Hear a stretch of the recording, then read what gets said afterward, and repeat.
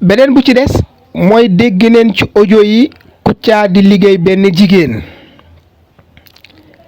liggéey boobu nag dama jàpp ne Kouthia dafa naroon liggéey ku ko ëpp bopp waaye dafa naroon liggéey ku ko ëpp gàllaaj ëpp ko càngat ba tax na lii daal di feeñ jëme ci moom comme bëgg noonu liggéey daanaka koo ko tane ndax mel na ni liggéey bi wëlbatiku na daanu ci kawam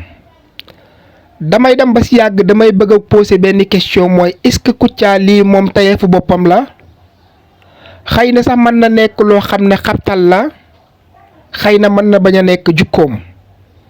waaye lu mu ci mën a doon rek ñaaw na xel mënul koy rafetlu jukko mënul ko rafetlu ñaaw na ba fu ñaaw em ndax erreur bu gën a rëy ci erreur yi mooy di génnee ayib bi jàmbur donte ne ayib la waaye loolu mu def de ayib la boo xam ne waru ko woon a def ndax da koy yàqal lu bari ci àddunaam ndax magam jëmm góor gën a lëmb di génnee sa xawra di génnee sa yaram kooku moom bu xasee ba am yow cër moom kenn du la ko joxati ci àdduna ku la jox cër tamit daf ci xool yàlla waaye sa jëmmu taxatul ba tax na yàqal na lu boppam tey bu doon 100% la mën naa wax ne 10% la ku ko joxati cër daanaka yàlla nga xool waaye du jëmmam. Abonnez-vous Thiowli Sénégal abonnel ci Thiowli Sénégal. Abonnez-vous Thiowli Sénégal. Abonnez-vous Thiowli Sénégal.